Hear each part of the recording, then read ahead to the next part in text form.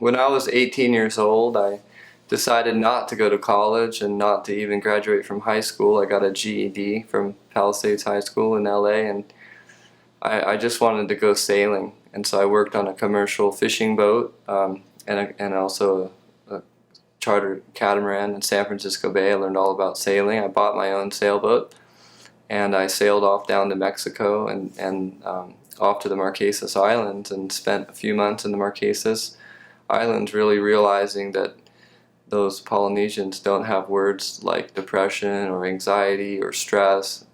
It's a culture, a very strong culture, an Asian culture working together, and I was completely blown away. I felt the differences between American culture, where people are all in a race to get to work on the freeway, to fill up their gas, to start a war with some people that they don't know, create campaigns for their political self-interest, and on a little island so far away, you realize that none of those things make sense.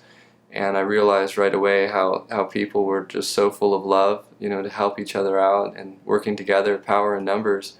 And that's how I came up with the idea of Global Mana. I actually left the Marquesas Islands, and a friend of mine on the sailboat had dengue fever. It was just my friend Eric and and I didn't know what was wrong with him. He said his back was broken, and he had a really high fever, 108 degrees Fahrenheit, so I was really concerned. And then one morning I woke up and the rudder was actually broken, and we couldn't steer, and we were doing circles. And for 5 days after the rudder broke, we tried to sail the boat south. I used buckets off the side of the boat with a boom and a rope to try to balance the boat up, but the wind would continuously point the boat in kind of a northeast direction with the southeast trade winds. And it was really kind of a sad kind of scenario where we were just literally doing circles and running out of food and water, and I had blisters all over me, and I thought my friend was going to die, and he was nearly unconscious.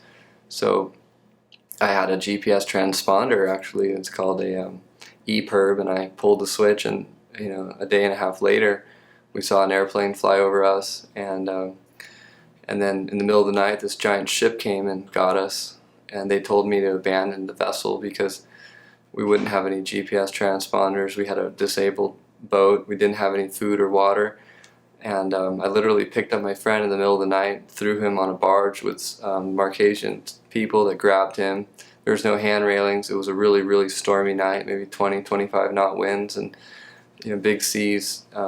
So I watched my little sailboat disappear in the night, the little red port light or starboard running light disappear in the night. And I realized at that moment that I had an opportunity to live again. And these Marquesian people saved me, and the Polynesians supported me, they loved me, they saved me. And I realized that as an American I could do great things for this world. I could help the fish and the sea and air pollution and marine pollution.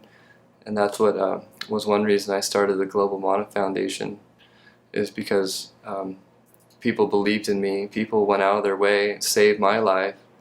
And I think it's a duty to humanity for people to come together, work together to overcome great environmental disasters and problems plaguing our world. And I see the greatest disasters as air pollution, marine pollution, nuclear pollution, and these are really big footprints that the human race has left on this planet. And I'm not looking for revenge on big companies. We're just working towards collaboration to clean up these problems, clean up these messes, and move forward as a humanity to offer hope for future generations to live on this planet. And that's why Global Mana is here.